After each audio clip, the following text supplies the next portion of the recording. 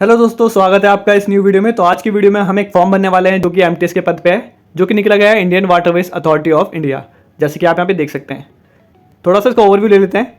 इस फॉर्म को फिलअप करने की लास्ट डेट आप देख सकते हैं, वो 21 सितंबर है। आपको इससे पहले पहले अप्लाई कर देना, अदरवाइज आपका सर्वर है लो हो जाएगा, जैसे कि आप इस फॉर्म को अप्लाई नहीं कर पाओगे। इसके बाद देखिए इसका फीस स्ट्रक्चर जो कि इस प्रकार से बता रखा है। नीचे आके देखते हैं इसकी एज लिमिट क्या है। जो एज लिमिट है वो 25 से 35 बता रखी है, पोस्ट वाइज डिवाइड कर रखी है। बाकी आपको एज रिलैक्सेशन मिलेगा as per the reserve category. और नीचे आते हैं तो देखते हैं इसकी टोटल 38 पोस्ट निकली गई है, जिसमें से जो 11 पोस्ट है वो एमटीएस की डिपार्टमेंट के अंदर निकली गई है। तो हम इस फॉर्म को फिलअप करने वाले हैं, जो कि आपकी 10वीं के बेस पे देख सकते हैं आप। इसकी एज लिमिट है 18 से 25। बाकी आपको इसमें भी एज रिलैक्सेशन मिलेगा। तो चलिए इस फॉर्म को फिलअप करते हैं। उसके लिए सबसे नीचे आ जाते हैं। नीचे आ जाने के बाद आप देखोगे यहाँ पे एक ऑप्शन आ रहा होगा क्लिक हियर। आपको इस वाले ऑप्शन पे क्लिक करना है। जैसे आप क्लिक करोगे तो आप इसकी ऑफिशियल वेबसाइट पे आ जाते हो। जैसे कि आप देख सकते हैं लिखा है inland waterways authority of India. तो ऐसा दिखता है जिसका इंटरफेस, जिसका लिंक मैं आपको डिस्क्रिप्शन में भी दे दूंगा। तो यहाँ पे कुछ इंपॉर्टेंट इंस्ट्रक्शन लिखे हुए हैं, जैसे कि आप देख सकते हैं यहाँ पे यूजर आईडी पासवर्ड के बारे में बता रखा है। आपको इसको पढ़ लेना है। उसके बाद आपको नीचे आ जाना। नीचे आ जाने के बाद आप देखोगे यहाँ पे देखिए दो ऑप्शन आ रहे हैं, एक ऑलरेडी रजिस्ट्रेशन का आ रहा है और एक आ रहा है आपका टू रजिस्टर। तो अगर आप इस वाली वेबसाइट पे पहली बार विजिट कर रहे हैं तो आपको यहाँ पे रजिस्ट्रेशन करना पड़ेगा। उसके लिए आपको देखिए इस वाले ऑप्शन पे क्लिक करना पड़ेगा, या ऊपर आप देख सकते हैं रजिस्टर वाला ऑप्शन आ रहा है, इस पर क्लिक करना पड़ेगा। तो किसी पे भी क्लिक करोगे तो आप सेम पेज पे पहुंच जाओगे। जैसे मैं इस पर क्लिक करता हूँ तो देखिए मैं नेक्स्ट पेज पे एंटर कर जाता हूँ। यहाँ पे आपके सामने इंस्ट्रक्शन दिखाते हैं कुछ, आपको इसको पढ़ लेना है। ये लॉगिन आईडी पासवर्ड से रिलेटेड है। आपको नीचे आ जाना है। नीचे आ जाने के बाद यहाँ पे आप रजिस्ट्रेशन करना स्टार्ट करते हैं, जिसमें से पहला आता है आपका पोस्ट नेम, कि आपको किस पोस्ट के लिए अप्लाई करना है। आपको वो चूज़ कर लेना है। जैसे कि मैं चूज़ कर लेता हूँ यहाँ पे एमटीएस की। ये मैंने एमटीएस चूज़ कर लिया है। इसके बाद देखिए ऑलरेडी पोस्ट कोड नीचे फिलअप हो जाता है। उसके बाद नीचे आ जाते हैं। नीचे आने के बाद आपको यहाँ पे अपना नाम लिखना है, जो कि होता है आपकी 10वीं की मार्कशीट पे आपको अपना पूरा नाम लिखना है। नेम के आगे आपको कुछ नहीं लगाना मिस्टर नसीरी, जैसे आपको अपना सिंपल नेम लिखना है, ठीक है। उसके बाद नीचे आ जाना है। नीचे आ जाने के बाद आपको यहाँ पे अपना मोबाइल नंबर लिखना है, जो कि आपका एक्टिव होना चाहिए, जिसमें ओटीपी आएगा। उसके बाद आपको उस मोबाइल नंबर को नीचे कंफर्म कर देना है। उसके बाद नीचे आते हैं तो नीचे आके देखोगे आप अल्टरनेटिव मोबाइल नंबर भी दे सकते हो आप अपना फ्यूचर रेफरेंस के लिए। उसके बाद आता है आपका ईमेल एड्रेस। आपको अपना ईमेल एड्रेस लिखना है यहाँ पे पूरा और उसको नीचे कंफर्म कर देना है। उसके बाद आपको और नीचे आ जाना है। तो नीचे आ जाने के बाद आप देखिए जनरेट ओटीपी वाले ऑप्शन पे जैसे क्लिक करोगे तो आपका ओटीपी है वो जनरेट हो जाएगा और आपको उसको फिलअप कर देना होगा। तो चलिए हम डिटेल फिलअप कर दे रहे हैं और आपका पूरा प्रोसेस मैं बताता रहूँगा। तो हमने सारी डिटेल फिलअप कर दी है। तो चलिए अब जनरेट ओटीपी वाले ऑप्शन पे क्लिक करते हैं। पे देखिए आपको सेम टू सेम ये वाला कैप्चा है नीचे वाले बॉक्स में फिलअप करना है। फिलअप कर दिया। इसके बाद आपको सबमिट वाले ऑप्शन पे क्लिक कर देना है। तो यहाँ पे आपको ओटीपी फिलअप करना होगा, जो आपके मोबाइल नंबर और ईमेल एड्रेस पे आ चुका है। आपको यहाँ पे ओके कर देना है। तो यहाँ पे आपको देखिए नीचे ओटीपी फिलअप करना है। ओटीपी फिलअप करने के बाद आपको देखिए वैलिडेट वाले ऑप्शन पे क्लिक करना है। तो आपके ईमेल एड्रेस और मोबाइल नंबर पे सेम ओटीपी आएगा, दोनों में से कोई भी फिलअप कर देना। तो चलिए वैलिडेट करते हैं इसके बाद। तो देखिए ओटीपी है वो सक्सेसफुली वैलिडेट हो चुका है, आपको ओके कर देना है। ओके करने के बाद आपको देखिए डिक्लेरेशन आती है। डिक्लेरेशन में आपको यहाँ पे चेक बॉक्स पे क्लिक करना है और ये सेम टू सेम कैप्चा आपको दोबारा से इस वाले बॉक्स में फिलअप करना है। उसके बाद आपको रीवेरीफाई वाले ऑप्शन पे क्लिक कर देना है। तो रीवेरीफाई पे क्लिक करते ही आपके नीचे देखिए डिटेल ओपन हो जाती है। आपको देख लेना आपकी कुछ गलत तो नहीं है, यहाँ पे सारी चीज़ें ठीक है। तो आपको यहाँ पे चेक बॉक्स पे क्लिक कर देना सारे, ठीक है। अब यहाँ पे देखिए नीचे आपको सबमिट वाले ऑप्शन पे क्लिक कर देना है। तो देखिए इंस्ट्रक्शन आ जाते हैं जिसमें आपको आई एग्री कर देना है। उसके बाद आपको यहाँ पे ओके के ऑप्शन पे क्लिक कर देना है। तो ये देखिए आपके सामने आपका जो रजिस्ट्रेशन नंबर है वो जनरेट हुआ था। आपको इसका स्क्रीनशॉट ले लेना है या आपको इसे किसी कॉपी पे नोट डाउन करके रख लेना है। इसके बाद आप आगे का फॉर्म फिलअप करते हो तो इसको आप यहाँ से क्लोज कर देना। तो आप है जो ऑलरेडी लॉगिन कर जाते हो, जैसे कि आप देख सकते हैं आपकी डिटेल आपको शो हो जाती है। इसके बाद क्या करना है, आपको देखिए एक ऑप्शन आ रहा होगा यहाँ पे गो टू एप्लीकेशन। आपको इस वाले ऑप्शन पे क्लिक करना है। ये लोडिंग ले रहा है, थोड़ा टाइम लगेगा। इसके बाद नीचे आते हैं। नीचे आने के बाद आप देखोगे इंस्ट्रक्शन दिखा रहा है यहाँ पे। और नीचे आते हैं आपके सामने 4 स्टेप आ जाते हैं। इन चारों को आपको फिलअप करना है, तभी आपका जो फॉर्म है वो सक्सेसफुली सबमिट होएगा। तो अभी हम एलिजिबिलिटी क्राइटेरिया पे है। तो थोड़ी बहुत डिटेल है वो हमारी ऑलरेडी फिलअप हो रखी है, जैसे कि हमने रजिस्ट्रेशन करते वक्त फिलअप करी थी। थोड़ी बहुत हमको यहाँ पे फिलअप करनी पड़ेगी। तो यहाँ पे देखिए हमें जेंडर फिलअप करना है। जेंडर के बाद अपनी डेट ऑफ बर्थ चूज़ कर लेनी है। डेट ऑफ बर्थ चूज़ करने के बाद इस वाले ऑप्शन पे क्लिक कर देना है, सिटीजन का है। उसके बाद आपको अपनी कैटेगरी चूज़ कर लेनी है, किस कैटेगरी से बिलोंग करते हो आप। उसके बाद आपको नीचे आ जाना है। उसके बाद आपको देखिए यहाँ पे नो कर देना है। ये डिसेबिलिटी के बारे में बता रखा है, अपने अकॉर्डिंग आप कर देना है यहाँ पे। उसके बाद नीचे आते हैं तो एक्स सर्विसमैन के बारे में बता रखा है, जो आप अपने अकॉर्डिंग कर देना है, यस या नो। उसके बाद और नीचे आते हैं तो आपकी एडिशनल डिटेल होती है, जो कि होती है कि क्या आपने पहले कभी जॉब कर रखी है एज ए गवर्नमेंट सर्वेंट। तो यहाँ पे आपको नो कर देना है। उसके बाद और नीचे आते हैं जो कि आती है पर्सनल डिटेल। पर्सनल डिटेल में आपका नाम ऑलरेडी लिखा हुआ रखा है, आपको अपने फादर का नेम फिलअप करना है जो आपकी 10th की मार्कशीट पे है, और आपको अपनी मदर का नेम फिलअप करना है जो कि आपकी 10th की मार्कशीट पे होगा।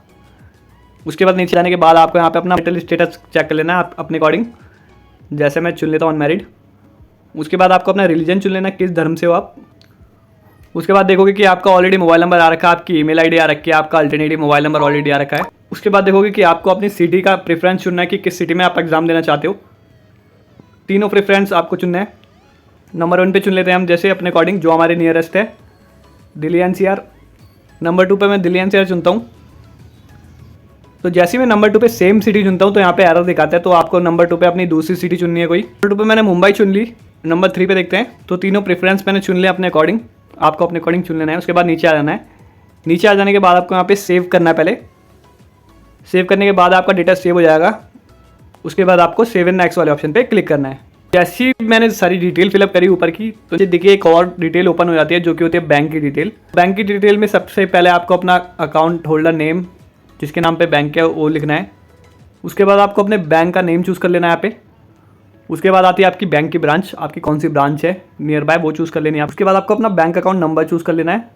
उसके बाद नीचे आते हैं, तो नीचे आ जाने के बाद आपको यहाँ पे अपने बैंक का IFSC कोड लिखना है जो कि आपके बैंक के पासबुक में लिखा होता है, या आप ऑनलाइन सर्च कर सकते हैं। फिर फाइनली आपको सेव करना है। सेव करने के बाद आपको सेव एंड नेक्स्ट वाले ऑप्शन पे क्लिक करना है। तो बैंक की डिटेल हमने फिलअप कर दी है, तो चलिए सेव वाले ऑप्शन पे क्लिक करते हैं। तो डेटा सेव हो चुका है सक्सेसफुली। अब यहाँ पे हम सेव एंड नेक्स्ट वाले ऑप्शन पे क्लिक करेंगे। तो ये देखिए ये वाला भी डेटा है सेव हो चुका है। अब इसके बाद हम स्टेप 2 पे आ जाते हैं, कम्युनिकेशन डिटेल। तो यहाँ पे आपको अपने एड्रेस फिलअप करनी है जो कि होती है आपकी कॉरेस्पॉन्डेंस एड्रेस और परमानेंट एड्रेस। जो पहली डिटेल है वो होती है आपकी कॉरेस्पॉन्डेंस एड्रेस की। अगर नंबर 1 पे आता है आपका हाउस नंबर क्या है, आपका ब्लॉक नंबर क्या है। उसके बाद आपका अपनी कॉलोनी कौन सी है, एरिया कौन सा है। उसके बाद आती है आपकी कंट्री के बाद आता है आपका स्टेट कौन सा है, किस राज्य से हो। उसके बाद आता है कौन से ज़िले से हो आप। उसके बाद आता है आपके एरिया का पिन कोड। परमानेंट एड्रेस और कॉरेस्पॉन्डेंस एड्रेस दोनों सेम है, तो आपको यहाँ पे चेकबॉक्स वाले ऑप्शन पे क्लिक कर देना है, यस। तो आपको जो परमानेंट एड्रेस है वो ऑटोमेटिकली फैच हो जाता है सेम टू सेम। उसके बाद आपको सेव वाले ऑप्शन पे क्लिक करना है अगेन। उसके बाद आपको सेव एंड नेक्स्ट वाले ऑप्शन पे क्लिक करना होगा। तो ये वाले भी डेटा है सेव हो चुका है सक्सेसफुली। अब हम स्टेप 3 पे आ जाते हैं जो कि होता है आपका क्वालिफिकेशन एंड एक्सपीरियंस का। तो जैसे कि आप देख सकते हैं आपको 10वीं के सर्टिफिकेट की डिटेल फिलअप करनी है, जिसमें से पहला आता है आपका कि आपका 10वीं का बोर्ड कौन सा था, किस बोर्ड से आपने पास करी थी। उसके बाद आता है आपने कौन से साल में पास करी थी, आपके इंस्टीट्यूट का नेम क्या है या आपके स्कूल का नेम क्या है। उसके बाद आता है आपका पहला चूज़ करना है कि आपको आपके मार्क्स किस वे में मिले थे, परसेंटेज में मिले थे या CGPA में मिले थे। तो यहाँ पे मैं CGPA चूज़ कर लेता हूँ, आप अपने अकॉर्डिंग चूज़ कर लेना। उसके बाद आता है कि आपने कितनी CGPA प्राप्त करी थी और टोटल CGPA आपकी नीचे आ जाती है। उसके बाद आती है कि आपकी जो CGPA है उसकी परसेंटेज कितनी थी, आपको यहाँ पे फिलअप कर देनी है। CGPA की परसेंटेज निकालने के लिए आपको CGPA को 9.5 से मल्टीप्लाई करना पड़ेगा, तो आपकी परसेंटेज है वो आपकी निकल जाती है। उसके बाद अगर आप 12वीं का फिलअप करना चाहते हैं डिटेल तो आप फिलअप कर देना, अदरवाइज इसको खाली छोड़ देना। उसके बाद आती है आपकी डिग्री, अगर आपके पास डिग्री है तो कोई वो फिलअप कर देना, अदरवाइज इसे खाली छोड़ देना। एक्सपीरियंस है नहीं है वो मैटर नहीं करता, अगर है तो आप फिलअप कर सकते हो, अदरवाइज इसको खाली छोड़ देना। उसके बाद सेव वाले ऑप्शन पे क्लिक करना, फिर सेव एंड नेक्स्ट वाले ऑप्शन पे क्लिक कर देना। डेटा सेव हो चुका है। इसके बाद सेव एंड नेक्स्ट वाले ऑप्शन पे क्लिक करते हैं, तो ये वाला भी डेटा सेव हो चुका है। तो इसके बाद हम नेक्स्ट स्टेज पे पहुंच जाते हैं जो कि होता है आपका डॉक्यूमेंट एंड पेमेंट का। सबसे पहले आपको अपनी फ़ोटो अपलोड करनी है। उसके बाद आपको अपने सिग्नेचर अपलोड करने हैं। उसके बाद आपको अपनी 10वीं की मार्कशीट अपलोड करनी है। उसके बाद अगर और नीचे आते हो तो ये चीज़ें मैंडेटरी नहीं है क्योंकि इसके आगे स्टार नहीं बना हुआ रेड कलर का। एंड फाइनली आपको यहाँ पे अपना जो कास्ट सर्टिफिकेट है वो अपलोड करना है। तो इसको अपलोड करने का जो क्राइटेरिया है वो क्या है वो मैं आपको स्क्रीन पे शो कर देता हूँ आपको। जैसे कि आप देख सकते हैं कि फ़ोटो अपलोड करने का जो इंस्ट्रक्शन है वो आपको बता रखा है। देखिए जो फ़ोटो है वो 3 हफ्ते से पुरानी नहीं होनी चाहिए, रिसेंट की फ़ोटो होनी चाहिए। और जो फ़ोटो का साइज़ है वो 50 KB से 100 KB के बीच होना चाहिए और फॉर्मेट JPG या JPG फॉर्मेट होना चाहिए। इसके बाद आता है कि आपका सिग्नेचर का साइज़ कैसा होना चाहिए। तो सिग्नेचर जैसे कि आप देख सकते हैं वाइट पेपर के ऊपर होना चाहिए, ब्लैक या ब्लू दोनों में से कोई एक पेन से होना चाहिए। उसके बाद इसका साइज़ बता रखा है 50 से 100 KB के अंदर होने चाहिए और इसका भी फॉर्मेट JPG या JPEG फॉर्मेट होना चाहिए। इसके बाद जो आपके अदर 2 डॉक्यूमेंट्स बचे हैं उसके बारे में बता रखा है, जिसका फॉर्मेट है JPG, JPG या PDF में हो सकता है। और इसका साइज़ है 50 या 1000 KB, मतलब 1 MB के अंदर का साइज़ हो सकता है। तो आपको इंस्ट्रक्शन के अकॉर्डिंग अपने डॉक्यूमेंट्स को मैनेज कर लेना है। उसके लिए मैंने ऑलरेडी वीडियो बना रखी है जिसका लिंक मैं आपको डिस्क्रिप्शन में दे दूँगा। बहुत आसान तरीके से मैंने उसमें समझा रखा है। तो जैसे कि आप देख सकते हैं मैंने सारे जो डॉक्यूमेंट्स है वो अपलोड कर दिए हैं।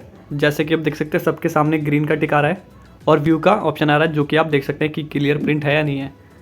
जैसे कि आप देख सकते हैं तो बहुत आसानी से मैंने अपलोड कर दिए हैं। वीडियो में मैंने ऑलरेडी समझा रखा है, उस वाली में देख लेना आप। तो नीचे आने के बाद आपका नाम आता है और देखिए रजिस्ट्रेशन फ़ीस आती है आपकी, जो आपको पे करनी होगी। इसी के बाद आपका जो फॉर्म है वो सक्सेसफुली सबमिट होएगा। तो नीचे आते हैं और तो नीचे देखिए पेमेंट मोड आता है ऑनलाइन, आपको ओके कर देना है। ओके करने के बाद आपको नीचे आना है, इसके बाद चेक बॉक्स पे क्लिक कर देना है। ये इंस्ट्रक्शन बता रखे हैं कुछ।